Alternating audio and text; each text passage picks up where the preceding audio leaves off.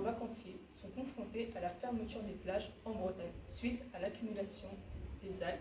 La cause, l'eutrophisation. Actuellement, de nombreuses organisations sur le climat et la protection de la faune alertent sur ce phénomène.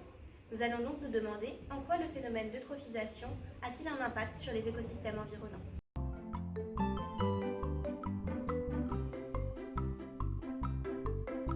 L'eutrophisation est un phénomène naturel se caractérisant par une accumulation de nutriments au sein d'un écosystème donné. Cet écosystème sera alors qualifié d'eutrophe, soit bien nourri. Tous les milieux aqueux peuvent être touchés par l'eutrophisation. Il se caractérise notamment par une forte prolifération de certaines espèces, la dégradation de certains écosystèmes et également une diminution du dioxygène. L'eutrophisation se caractérise donc par le passage d'un milieu oligotrophe, soit très peu fourni en éléments nutritifs, à un milieu dit mésotrophe, moyennement fourni en éléments nutritifs, jusqu'à un milieu dit eutrophe, très fourni en éléments nutritifs.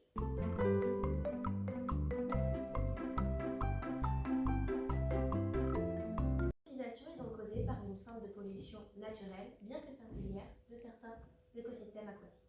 Elle se déroule en 5 étapes.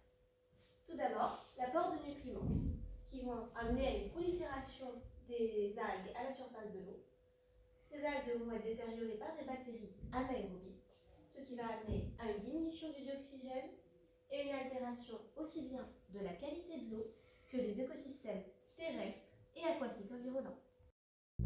Nous avons utilisé, dans le cadre de l'expérience, des algues vertes filamenteuses spirogyres, communes dans des eaux d'eau douce, dont les filaments portent un ruban spiralé de chlorophylle.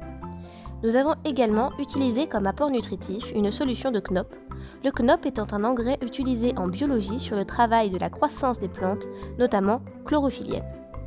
Nous avons placé 4 cristallisoires, un cristallisoire témoin contenant de l'eau de pluie, et 3 autres, solutions 1, 2 et 3, contenant différentes sortes de KNOP. En l'ajoutant, nous avons donc volontairement forcé la pollution naturelle avec une activité anthropique. Nous y avons ajouté les algues afin de pouvoir observer leur évolution pendant 2 à 3 semaines. Nous avons mesuré la concentration de dioxygène 2 fois par semaine à l'aide d'une sonde à dioxygène. Les cristallisoires ont été placés en milieu ouvert à la lumière du jour. Nous avions à l'origine une concentration en dioxygène égale dans tous les cristallisoires de 450 CPT3 en volts par minute. Nous nous attendions à ce que ces résultats ne changent pas dans le cadre du cristallisoire témoin, mais diminuent pour les autres. Nous avons obtenu une concentration égale dans le cristallisoire témoin après 2 semaines, mais de 350 CTP2 en volts par minute pour les autres cristallisoires. Nous en concluons que l'expérience a été concluante. L'eutrophisation s'est bien faite dans les milieux avec apport nutritif, ce qui a conduit à une diminution de la concentration en dioxygène.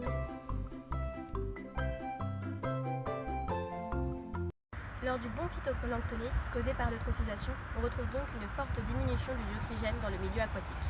En temps normal, cette diminution est compensée par l'absorption de dioxygène présent dans le milieu extérieur. Néanmoins, avec l'augmentation des températures causées par le réchauffement climatique, la solubilité du dioxygène dans l'eau diminue, comme nous pouvons le voir sur la table de Winkler.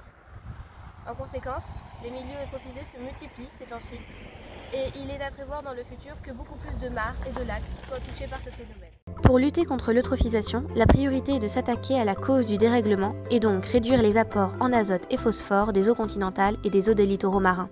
Lutter contre l'eutrophisation est un des objectifs de la SDAGE qui vise à réduire les pressions agricoles sur les milieux aquatiques, en particulier en réduisant les flux de nutriments en provenance des bassins versants. En somme, pour lutter contre l'eutrophisation, nous devons limiter l'apport en nutriments dans le milieu. Ainsi, des créations de zones tampons, une meilleure élimination de l'azote dans les stations d'épuration et des limitations dans les concentrations de produits ménagers sont des solutions adéquates.